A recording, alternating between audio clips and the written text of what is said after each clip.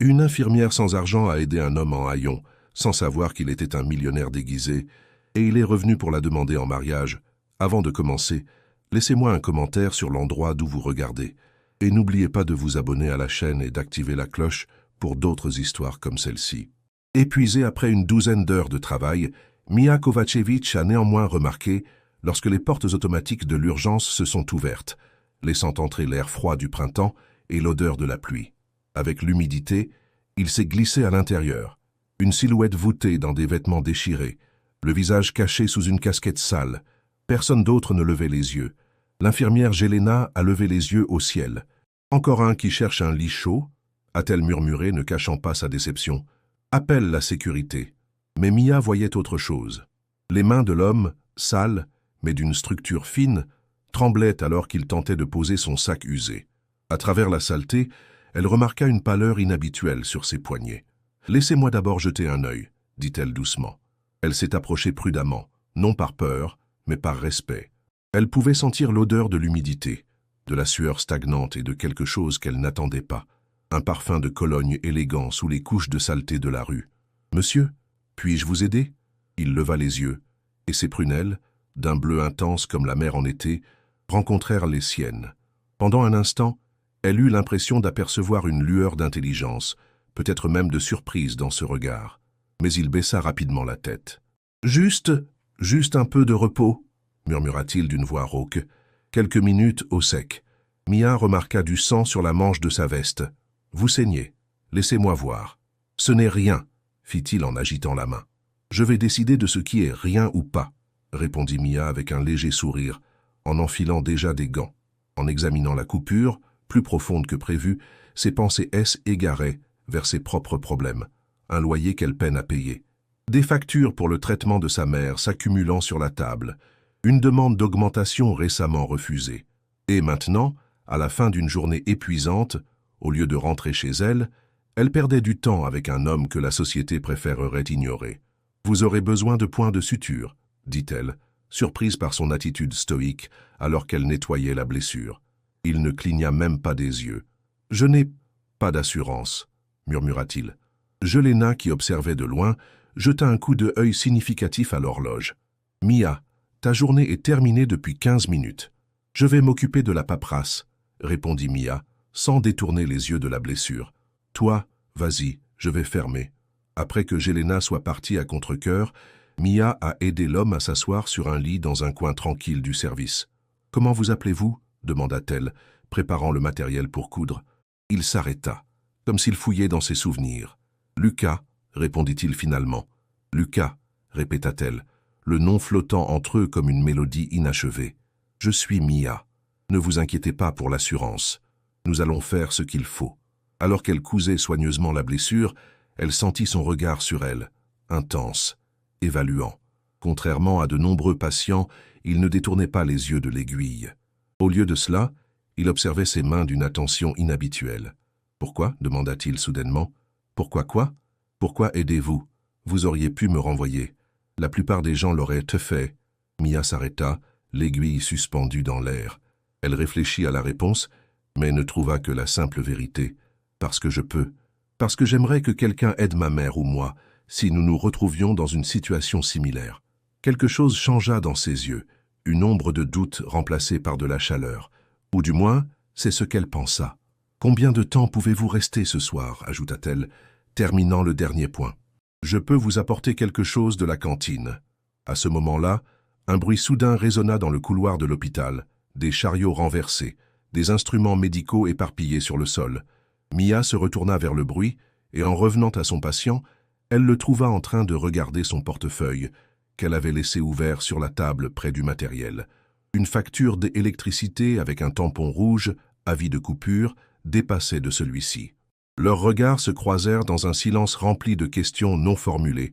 Lucas détourna les yeux le premier. « Merci », dit-il doucement. « Je ne suis pas habitué à la bonté sans raison. » Mia ferma son portefeuille, sentant une chaleur sur ses joues. « Alors il est temps que vous commenciez, » répondit-elle, sans savoir qu'elle venait de commencer un voyage qui changerait leur vie à tous les deux pour toujours.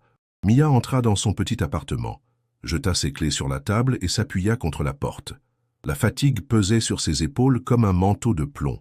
À travers les murs fins, elle entendait la télévision de ses voisins et une dispute d'un couple à elle étage. Son propre chez-soi était silencieux, à part le bruit d'une goutte d'eau qui tombait d'un robinet défectueux qu'elle ne pouvait se permettre de réparer. « Maman, je suis rentrée !»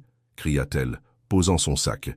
Anna Kovačević était assise dans un fauteuil près de la fenêtre, enveloppée dans une épaisse couverture en laine, malgré la douce soirée. Après un AVC 2 ans plus tôt, le côté gauche de son corps était resté affaibli et sa parole était lente. Pourtant, le sourire sur son visage n'avait rien perdu de sa chaleur. « Tu es en retard », dit Anna, observant attentivement sa fille. « Ah, mauvaise journée ?» Mia s'assit sur le bord du fauteuil, réfléchissant à savoir si elle devait partager l'histoire de Lucas. « Non, en fait, intéressante. Je suis resté aider un patient. »« Tu fais encore des heures supplémentaires non rémunérées ?»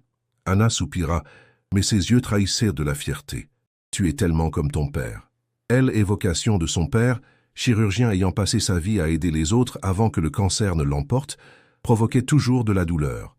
Lui saurait quoi faire dans leur situation.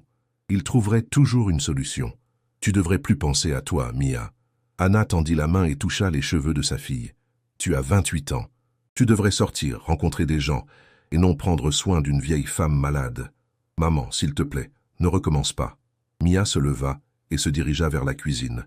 Elle ouvrit le réfrigérateur, sachant qu'elle ne trouverait pas grand-chose. Une demi-litre de lait, quelques œufs, le reste d'un fromage qui commençait à moisir. Elle ferma la porte, s'appuya et ferma les yeux. Près du réfrigérateur se trouvait une pile de factures. Elle prit la première, une facture pour les médicaments de sa mère. Le montant était plus élevé que le mois précédent. En dessous, une notification de la banque concernant une mensualité de prêt non réglée. Comment tout cela allait-elle le couvrir? Mia sortit son téléphone et composa un numéro. Après 3 sonneries, une voix familière répondit de l'autre côté. « Je sais que... il est tard, Ivana, mais pourrais-tu me prêter un peu d'argent ?»« Juste jusqu'à la paix. » Elle s'arrêta en écoutant la réponse. « Oui, je sais que je te dois encore de l'argent depuis le mois dernier. Je comprends. »« Non, ça va. Merci quand même. » Elle raccrocha et poussa un soupir. Les derniers mois, ils avaient survécu d'un salaire à l'autre, et après que l'hôpital ait réduit les heures supplémentaires, la situation était devenue encore plus difficile. Soudain, elle se souvint des yeux de Lucas lorsqu'il avait regardé le compte dans son portefeuille. Il n'y avait pas de pitié dans ses yeux, il y avait autre chose. Compréhension, reconnaissance. Quoi qu'il en soit, cela n'avait plus d'importance. Il ne la reverrait probablement jamais. Les pensées de Mia furent interrompues par un coup à la porte. Elle ouvrit et vit Madame Marić, leur voisine et infirmière à la retraite, qui veillait parfois sur Anna. « Bonsoir, ma chérie. Je t'apporte quelque chose. » Madame Marić lui tendit un plat, des sarmas. « J'en ai fait trop, et je sais combien Anna les aime. » Mia sentit sa gorge se nouer de gratitude. « Madame Marić, je ne sais pas comment vous remercier. » La vieille dame fit un geste de la main. « Pas besoin. Mais j'ai entendu quelque chose aujourd'hui en parlant avec Petar de l'administration. Ils disent que l'hôpital prévoit de nouveaux licenciements. » Mia sentit son cœur se contracter. « Vous en êtes sûr? Petar dit que les premières sur la liste seront les infirmières des urgences. » Madame Marić la regarda avec compassion. « Je sais que ce n'est pas facile pour toi, Mia, mais tu as déjà traversé des choses pires. » Après le départ de Madame Marić, Mia apporta le dîner à sa mère et s'assit à ses côtés sur le canapé. Pendant qu'elle mangeait, Anna remarqua l'inquiétude sur le visage de sa fille. « Qu'est-ce qui te préoccupe, Mia ?»« Rien, maman. Je suis juste fatiguée. » Anna déposa son assiette. « Je t'ai toujours dit qu'on ne devient pas pauvre quand on n'a pas d'argent, mais quand on perd espoir. Ton père et moi n'avons pas toujours eu beaucoup, mais nous avions l'un l'autre. » Mia hocha la tête, pensant à Lucas. À ses mains qui, malgré la saleté, dégageaient une certaine élégance. À ses yeux qui semblaient voir à travers son masque de professionnalisme jusqu'à la peur qu'elle cachait. Cette nuit-là, allongée dans son lit, Mia prit une décision. Demain, elle parlerait au directeur de l'hôpital. Elle devait trouver un moyen de garder son emploi, même si cela signifiait travailler plus d'heures ou accepter un salaire réduit. Elle n'avait pas le choix. Pas pour elle-même, mais pour la femme qui dormait dans la chambre d'à côté, et pour la promesse qu'elle avait faite à son père sur son lit de mort, qu'elle prendrait toujours soin d'elle. Et pour ce qui était de Lucas, elle espérait qu'il avait trouvé refuge contre la tempête qui frappait ses fenêtres, apportant des rêves troublés de yeux bleus et un sentiment inexplicable qu'elle le reverrait. Le matin, le soleil perçait à travers les rideaux fins de la chambre d'hôpital, alors que Mia marchait rapidement dans le couloir, plus tôt que prévu pour commencer son service.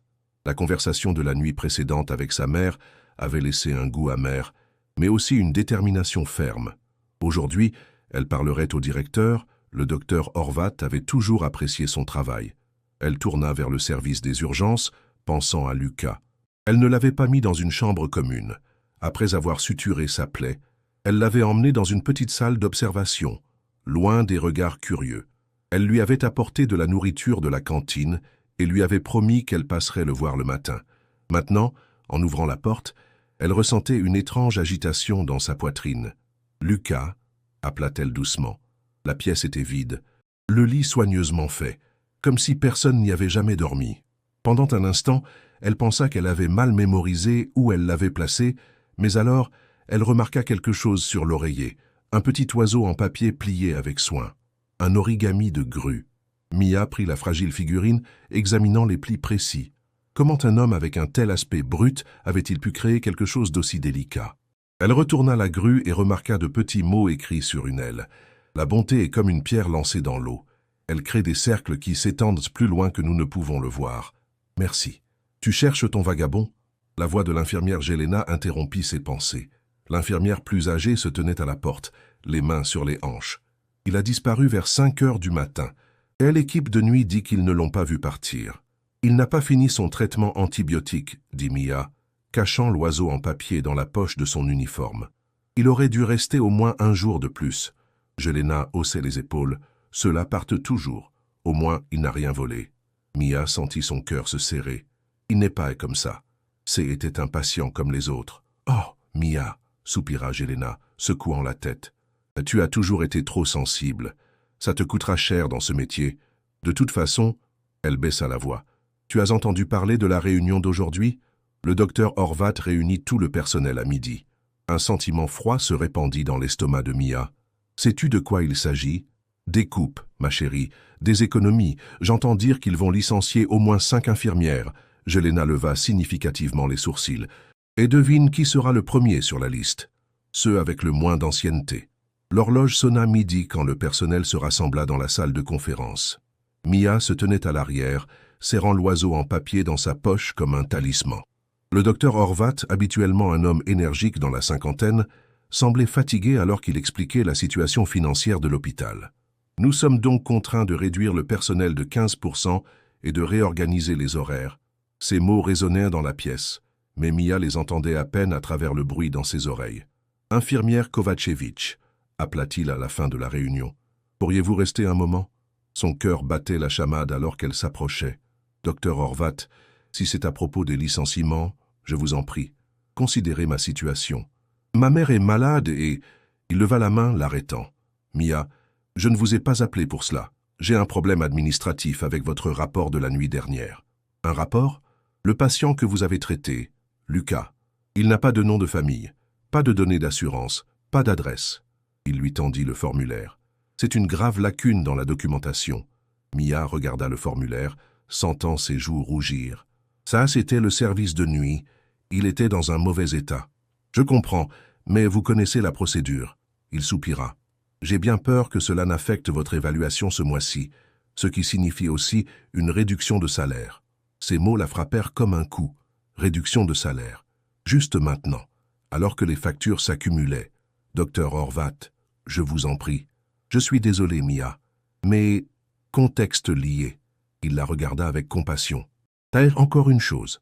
En raison de la réorganisation, nous allons vous transférer à temps partiel le mois prochain. Elle sortit de l'hôpital après son service, se sentant comme si elle marchait à travers un brouillard. La pluie tombait, trempant son uniforme alors qu'elle attendait à l'arrêt de bus. Dans sa poche, elle tenait toujours le papier en forme d'oiseau, maintenant un peu froissé. Elle pensait à Lucas, à ses yeux, à ses messages laissés sur la table. Aux médicaments de sa mère. Le bus arriva et repartit, mais elle restait là, laissant la pluie mélanger ses gouttes avec ses larmes sur son visage. Elle se souvint des mots de Lucas. La bonté est comme une pierre jetée dans l'eau. Elle crée des cercles qui s'étendent plus loin que nous ne pouvons le voir. Mais que faire si ces cercles n'atteignent pas assez loin? Que faire s'ils n'atteignent pas ceux qui en ont le plus besoin? Cela faisait 3 semaines que Lucas avait disparu. Mia survivait, mais à peine. Un temps de travail réduit signifiait un salaire plus bas, tandis que les dépenses N étaient des pas en baisse. Chaque matin, elle se réveillait avec le même sentiment de lourdeur dans la poitrine, avec la même question: comment allait-elle survivre une autre journée? Ce matin-là, la pluie tombait à verse, alors que Mia faisait la queue à la banque, serrant le numéro 47 dans sa main. Au guichet, elle devait demander un report de paiement de prêt, sa dernière option avant que tout ne commence à descendre. Madame Maric avait accepté de rester quelques heures de plus avec Anna, même si Mia savait qu'elle lui devait déjà trop. « Numéro 47 » appela une voix par le haut-parleur. Mia s'assit au guichet, accueillie par une jeune employée avec un sourire fatigué. « Comment puis-je vous aider ?»« Je dois parler d'un report de paiement de prêt », commença Mia, sortant des documents de son sac. « On m'a récemment réduit mon temps de travail à l'hôpital et... »« Désolé », l'interrompit l'employé, regardant elle, écran. « Quel numéro de compte avez-vous » Mia tendit sa carte. L'employé la scanna, et l'expression sur son visage changea d'indifférence à surprise. « Madame Kovacevic, pouvez-vous attendre un instant ?» Elle se leva et se dirigea vers un bureau de l'autre côté de la pièce, se retournant de temps en temps vers Mia. 5 minutes plus tard, un homme élégamment vêtu dans la quarantaine s'approcha du guichet. « Madame Kovacevic, je suis Marko Petrovic, le directeur de cette agence. Pourriez-vous me suivre dans mon bureau, s'il vous plaît ?»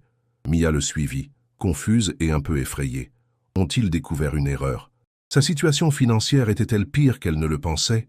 Le bureau était spacieux et lumineux, avec une vue sur la place trempée par la pluie. Marko lui fit signe de s'asseoir, puis s'assit en face d'elle. « Madame Kovacevic, j'ai vérifié votre compte et j'ai remarqué quelque chose d'inhabituel. » Mia serra ses mains dans son giron. « Inhabituel. » Oui. Il tourna l'écran vers elle. « Hier après-midi, 50 000 € ont été versés sur votre compte. » Mia fixa elle l'écran, certaine d'avoir mal entendu. « C'est une erreur. » « Ce n'est pas une erreur. Les fonds sont légaux et déjà disponibles. » Marko se pencha en avant. Le versement provient de la société Radic Investments avec la mention « Merci pour votre bonté ». Le monde autour de Mia sembla s'arrêter. Radic? Ce nom lui semblait familier, mais elle ne pouvait pas se souvenir d'où. « Cela doit être une erreur, » répéta-t-elle. « Je ne connais personne de la société Radic Investments. La vérification a été effectuée. Les fonds sont propres. » Marko sortit une carte de visite. « Voici le contact de la personne qui a effectué le versement, si vous souhaitez discuter avec eux. » Mia prit la carte, lisant le nom. Ivana Radic, assistante personnelle. « Encore une chose, » ajouta Marko, lui tendant une élégante enveloppe crème. Avec des mains tremblantes, Mia ouvrit l'enveloppe et en sortit une invitation imprimée sur du papier luxueux. « Chère mademoiselle Kovacevic, nous avons le plaisir de vous inviter à la soirée caritative annuelle de la Fondation Radic pour l'aide médicale aux nécessiteux, qui se tiendra ce vendredi à 19h à l'hôtel Continental. Votre présence est particulièrement souhaitée en tant qu'invité d'honneur de la soirée. Respectueusement, Lucas Radic, président de la Fondation. » Lucas Radic. Mia sentit ses genoux fléchir. Ce n'est pas possible. Ça ne peut pas être son Lucas, l'homme en haillons, avec la coupure qu'elle avait suturée sous la lumière de la lampe de l'hôpital. « Madame Kovacevic, allez-vous bien ?» Mia hocha la tête, même si rien n'allait bien. Le monde qu'elle connaissait, était retourné. Elle parvint à se lever, à remercier le directeur et à sortir de la banque, serrant l'enveloppe et la carte de visite comme si elle pouvait disparaître comme la brume du matin. Dans la rue, sous un parapluie que tenait à peine, elle sortit son téléphone et, avec incrédulité, tapa Lucas Radic dans le moteur de recherche. L'écran se remplit de résultats. Lucas Radic, le plus jeune milliardaire croate, élargit son entreprise en Europe de l'Est. Radic Investment donne 2 millions d'euros à l'hôpital des enfants. L'héritier énigmatique de l'Empire, Radic apparaît rarement en public. Avec les articles, une photo un homme élégamment vêtu lors d'un gala, avec des yeux qu'elle reconnut immédiatement. Bleus comme une mer d'été. Des yeux qu'il avait regardés depuis le lit d'hôpital, alors qu'elle suturait la plaie de son bras. Mia s'appuya contre le mur le plus proche, laissant la pluie tomber sur elle, alors que son esprit essayait de relier 2 mondes incompatibles, le sans-abri Lucas et le milliardaire Radic. Pourquoi? Pourquoi quelqu'un avec autant d'argent se ferait passer pour un sans-abri? Pourquoi aurait-il permis qu'elle, simple infirmière, le soigne alors qu'il pourrait avoir les meilleurs médecins? Et surtout, pourquoi lui avait-il envoyé de l'argent et une invitation? Les questions tourbillonnaient dans sa tête alors que le monde autour d'elle continuait d'avancer. Des gens couraient sous la pluie, des voitures passaient à travers les flaques, la vie continuait. Mais pour Mia, plus rien n'était pareil. Tout avait changé en un instant lorsqu'elle avait lu ce nom, Luka Radić. L'hôtel Continental brillait comme un bijou au milieu de la ville nocturne. Mia se tenait devant l'entrée somptueuse, serrant son petit sac de soirée, se sentant complètement hors de son monde. La robe qu'elle avait empruntée à une amie, une simple création noire, semblait désespérément inappropriée parmi les créations scintillantes qui passaient à côté d'elle. 3 jours à réfléchir à sa venue. 3 jours à étudier tout ce qu'elle pouvait trouver sur Luka Radić. Un jeune homme qui avait hérité d'un empire de construction après la mort tragique de ses parents il y a 10 ans. Un milliardaire reclus qui donnait rarement des interviews. Un philanthrope qui avait donné des millions aux établissements de santé. « Votre nom, madame ?»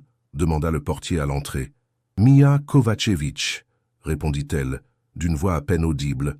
Le gardien a vérifié la liste, puis s'est étonné. « Mademoiselle Kovačević, bienvenue. Monsieur Radić a personnellement demandé à vous accueillir. Je vous prie de me suivre. » Il la conduisit à travers une salle bondée, où étaient réunies les personnes les plus influentes de la ville. Mia ressentait les regards sur elle, les chuchotements derrière les éventails et les coupes de champagne. Au lieu de l'emmener dans la salle principale, le gardien l'a dirigée vers un ascenseur privé. « Monsieur Radić vous attend dans la suite présidentielle », expliqua-t-il en utilisant une carte spéciale pour activer l'ascenseur. Pendant que l'ascenseur montait, l'esprit de Mia était envahi par tous les scénarios possibles. Pourquoi une réunion privée? Que voulait-il d'elle? Était-ce un jeu cruel? Les portes de l'ascenseur s'ouvrirent directement sur une suite luxueuse avec vue sur la ville. Les pièces étaient décorées de fleurs et de bougies, créant une atmosphère intime qui n'a fait qu'accroître sa nervosité. Mia. Elle se tourna vers la voix et l'aperçut. Luka Radić, sans ses haillons, sans la casquette cachant son visage. Dans un costume impeccable, les cheveux soigneusement coiffés, mais avec les mêmes yeux qu'il avait regardés cette nuit-là à l'hôpital. Pourquoi? La seule chose qu'elle parvint à dire. Luka fit un pas en avant, mais s'arrêta lorsqu'il remarqua qu'elle reculait. « Laisse-moi expliquer. 3 semaines, dit Mia, sentant sa voix trembler. 3 semaines à me demander ce qui t'est arrivé. Et tu as été... ça ?» Elle désigna le luxe de la suite. « Une fois par an, commença Luka, je passe une semaine à vivre dans la rue, sans argent, sans privilège, sans identité. Juste moi et la réalité à laquelle beaucoup font face chaque jour.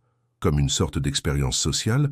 demanda Mia, sentant sa colère monter. « Un jeu pour les riches ?» Non. Luka secoua la tête. Mes parents étaient des immigrants pauvres avant de construire leur empire. Mon père m'a appris à ne jamais oublier d'où je viens et à quel point il est facile de finir sans rien. Il prit une profonde inspiration. Mais cette année, quelque chose a changé. C'est toi qui es arrivé. Tu m'as utilisé, murmura Mia. Tu m'as menti. Je ne le voulais pas. La coupure était réelle. Je me suis blessé en aidant un homme sous un pont. Il s'approcha encore un peu. Ce soir-là, je prévoyais juste de trouver un abri contre la pluie. Mais ensuite, tu m'as traité comme un être humain, pas comme un numéro, pas comme un problème, pas comme une opportunité, comme un homme. Et c'est pour cela que tu m'as envoyé de l'argent. Par pitié. Les yeux de Mia brillaient de larmes. Je n'ai pas besoin de ta charité, monsieur Radić. Pas par pitié, répondit-il doucement. Par admiration. Tu as donné tout ce que tu pouvais, même si tu n'avais rien. Moi, j'ai tout. Et souvent je ne donne rien. Il attrapa quelque chose sur la table, un petit oiseau en papier. Sais-tu ce que signifie une grue en origami? Dans la tradition japonaise, elle symbolise l'espoir et la guérison. Mia regarda le petit oiseau, identique à celui qu'elle avait trouvé sur l'oreiller de l'hôpital, l'oiseau qu'elle gardait près d'elle chaque jour depuis sa disparition. « Tu m'as guéri, Mia, pas seulement la plaie à ma main. » Luka s'approcha si près qu'elle pouvait sentir son parfum, le même parfum caché qu'elle avait remarqué la première nuit. « J'ai passé 3 semaines à enquêter sur toi. Sur ta mère, sur ton père qui était chirurgien et faisait des examens gratuits pour les pauvres, sur le fait que tu as abandonné ta spécialisation pour t'occuper de ta mère. Pourquoi ?» demanda-t-elle à nouveau, mais cette fois, il n'y avait pas de colère dans sa voix, juste de la confusion. Parce que je ne peux pas m'empêcher de penser à toi, avoua Lucas. À la façon dont tu m'as regardé, pas comme un riche, pas comme un sans-abri, mais comme un homme qui a besoin d'aide. Et parce que... Il s'arrêta, comme s'il choisissait ses mots. Parce que je pense que je suis tombé amoureux de toi cette nuit-là. Les yeux de Mia s'élargirent d'incrédulité. Tu ne me connais pas. Je sais assez, répondit-il. Et je veux en savoir plus. Tout. Il lui tendit la main. Vas-tu me donner une chance?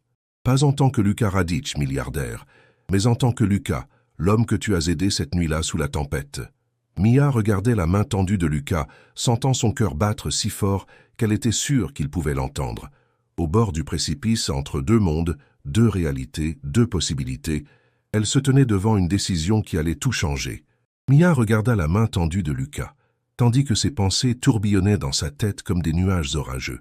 Depuis cette nuit pluvieuse à l'hôpital jusque à ce luxueux appartement, un voyage qu'elle n'aurait jamais pu imaginer. « Je ne peux pas », dit-elle doucement, baissant les yeux. « Pas comme ça. » Lucas baissa lentement la main, ne cachant pas la déception dans ses yeux. « Je comprends. »« Non, tu ne comprends pas. » Mia leva courageusement les yeux, rencontrant son regard. « Je ne peux pas commencer une relation sur la base de cela, de la pitié, de la gratitude, ou quoi que ce soit que cela soit. Tu m'as étudié pendant 3 semaines, et je viens juste d'apprendre qui tu es vraiment ce soir. » Elle s'approcha de la fenêtre, regardant la ville scintillante en dessous d'eux. « Ton argent aidera ma mère. Et pour cela, je te suis infiniment reconnaissante. Mais si tu penses que je t'ai aimé parce que tu es riche, ou que tu peux m'acheter avec ta richesse... » « Non !» Lucas s'approcha, mais garda la distance qu'elle avait imposée. « Je n'ai jamais pensé cela. Au contraire, j'avais peur que tu me repousses quand tu le sauras. Pourquoi? Parce que tu es riche ?» Mia éclata de rire amèrement. « Je pense que cela ne poserait pas de problème à la plupart des femmes. Non. » La voix de Lucas était devenue douce. « Parce que je t'ai trompé, je t'ai menti, manipulé, joué. » Un silence lourd et tendu s'installa entre eux, pesant comme des nuages orageux. « Ce soir, j'ai un discours, » dit finalement Lucas. « La Fondation annonce un nouveau programme de financement pour les infirmières qui souhaitent se former davantage. » Il se tourna vers le vestiaire et sortit un petit paquet. « Ceci est pour toi. Tu n'es pas obligé de le porter. Tu n'es même pas obligé de rester. Mais j'espère que tu le feras. » Il la laissa seule dans l'appartement. Mia ouvrit le paquet. À l'intérieur se trouvait une robe simple mais élégante de couleur bleue, exactement à sa taille. À côté, une petite boîte avec des boucles d'oreilles discrètes en argent, en forme de grue en origami. Alors qu'elle se tenait devant le miroir, observant son reflet dans la nouvelle robe, elle réfléchissait à tous les événements qui l'avaient amenée ici, à la conversation avec sa mère cette nuit-là après qu'elle ait Srela Luku, sur le sentiment d'impuissance qu'elle a ressenti en apprenant la réduction de son salaire, sur le choc qu'elle a éprouvé en découvrant 50 000 € sur son compte. Elle a pris une décision. La salle de bal était pleine lorsque Mia est descendue dans l'ascenseur. Sur scène, Lucas Radić commençait son discours. Ses gestes trahissaient la confiance d'une personnalité publique, mais Mia voyait la tension dans ses yeux alors qu'il scrutait la foule. « Bonsoir à tous », a-t-il commencé. « Ce soir, nous lançons un nouveau programme de la Fondation Radić, des bourses pour les infirmières qui souhaitent poursuivre leur formation. » Le cœur de Mia a fait un bond. Est-ce que tout cela était pour elle? Mais avant cela, je souhaite partager une expérience personnelle qui a changé ma vision du système de santé. Lucas a pris une profonde inspiration. Il y a 1 mois, j'ai eu un accident.